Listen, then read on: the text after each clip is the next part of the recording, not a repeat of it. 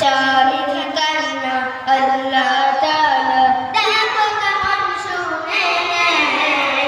বহু বছরের কবর হতে বিবিকে তুলে দেয়। চোখের পানি আল্লাহ আরশে কেঁপে যায়। আমি ভেবেছিল মুর্দা হলো জিন্দা, ঘটনা ঘটায় এই ঘটনা নাই ঘটনা আজ সবারে শোনায়। ঘটেছিল প্রাচীন যুগে ঈসা নবীর জামানায়, সেই ঘটনা ঘটে যায় ঈসা নবীর জামানায়। স্বামীর কান্না আল্লাহ তাআলা দেখো কেমন শুনে নেয়। বহু বছরের কবর হতে বিবিকে তুলে দেয়। পিম্পিরির বাঁধলো বাসার এক স্বামী বধূর মনি, বলতো লোকে মহা সুখে আছে গো দুজনি। হঠাৎ এক অজানা রোগে বিবি স্বামীর ঘরে, পিম্পিরির ছিঁড়ল শিকল বধূ গেল মরে। বধূর শোকে স্বামীর চোখে, বধূর শোকে স্বামীর চোখে অশ্রু ঝরে বহে যায়। প্রতিবেশী সবাই এসে কাফন দাফন করায়। সেই ঘটনা ঘটে যায় ঈসা নবীর জামানায়। স্বামীর কান্না আল্লাহ তাআলা দেখো কেমন শুনে নেয়। বহু বছরের কবর হতে বিবিকে তুলে দেয়।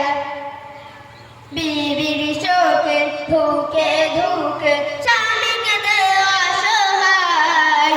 আল্লাহর কাছে দোয়া করে আর কবর ধরে পড়ে রয়। বহুদিন পরে রাস্তা ধরে ঈসা নবী চলে, কে কদরে কবর ধারে নবী তারে বলে।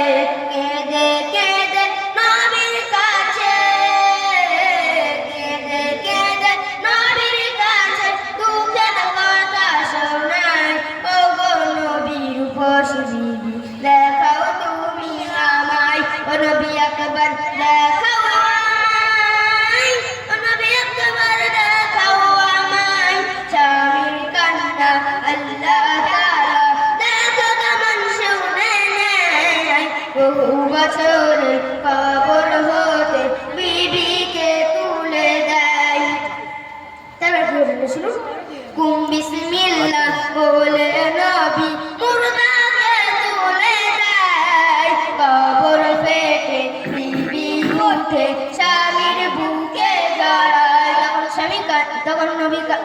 তখন স্বামী কান্নার ছলে নবীকে বলে, দুয়া করো আল্লাহর দরবারে।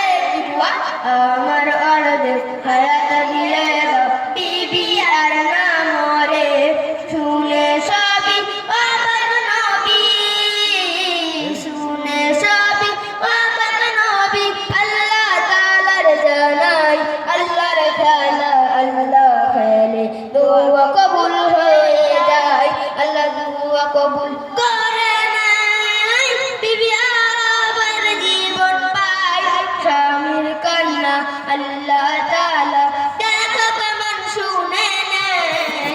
বহু বছরের কবর হতে বিবিকে তুলে দেয়। আসসালামু আলাইকুম।